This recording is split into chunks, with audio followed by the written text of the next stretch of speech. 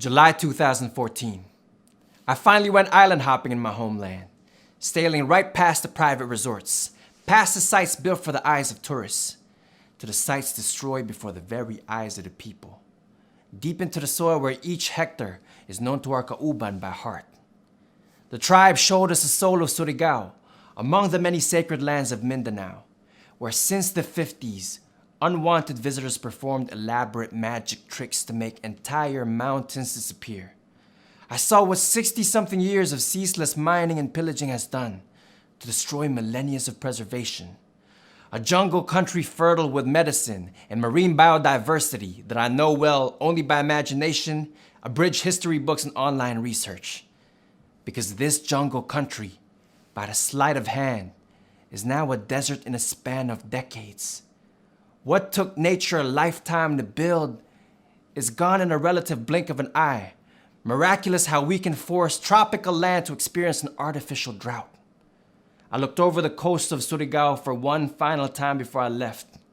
I saw ships by the 30s, each carrying away 50,000 metric tons of our sacred lands.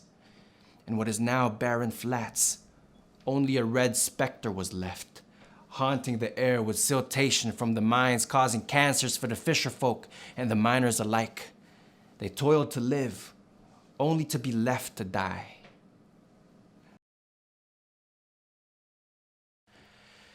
And so I flew back to Oakland, crossed the Bay Bridge to San Francisco. I saw ships docking on our shores, some of which I traced to the same ones that left Surigao. Our sacred land now raw or semi-produced minerals for the Silicon Valley tech companies. Meanwhile, my San Francisco sky is filled with cranes that can't fly, cranes that hell-raise high rises, undead Alps. We destroyed our sacred God-made metropolis in Surigao to build our abominable man-made mountains in San Francisco. New towers posing as wonders of the world, pathetic attempts to outdo the Earth's true monuments. We obsess over buildings that can scrape the sky while simultaneously inverting our mountains into basins of scraps. These capitalist ventures disguised as God's gift to Earth.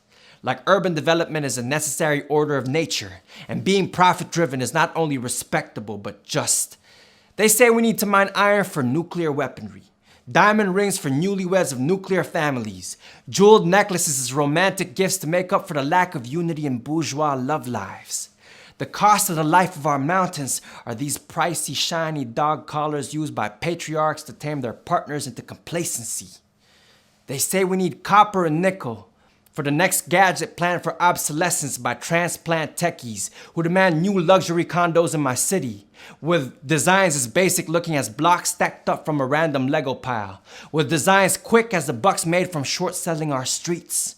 Luxury condos as generic as every techie's plan to revolutionize the world, generic as their failure to do so. There is a coming revolution, and it isn't theirs to fulfill. The working class in the South of Market await the construction of massive office buildings which look like curling index and ring fingers that allow the 45-story 5M high-rise to stand like a middle finger to the people, who protested against their own displacement, who protested against building this 5 monstrosity from overshadowing the place they call home and their means to afford to stay there. I can feel the farewell fuck you this phantom finger of an architectural blueprint is giving as more and more of us drive across the bridge to find a new place to live. I may not reside in the South of Market, but that monster's footprint was large enough to flatten my means of living in the Excelsior. By the time that metal mountaintop is built, only a few of us will be local. The few who fell to the monster's bribe. For a premium price, they supported his luxury condo high-rise, and so divided we are played, and too late we may be to unite. In this one losing battle, where development projects fill the city as fast as the thought given to its locals. If these capitalists don't have the heart to save our Surigao mountains, why lean on blind faith that they have the heart to spare our South of Market communities?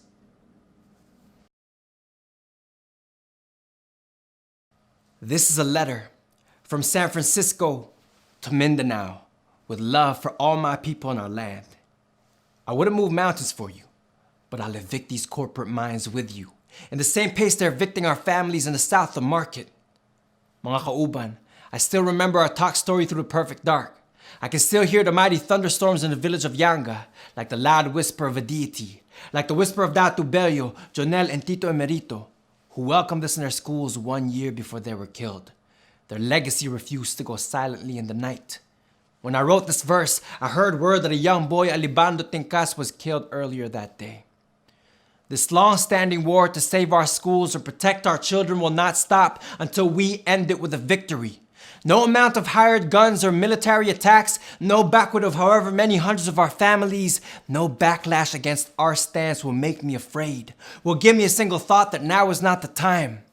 I marched side by side with you, the Lumad, and you, the fisher folk forced to be miners. With each step you led me to your home, with the sun's tattoo on your smiles, with no pretentiousness in your garments, in your walk, each move with intention, each minute invested as a matter of life and death. The time you spent with me carried that intent. No amount of pumping iron could ever train anyone to be strong in the way you are, strong because the land made you that way.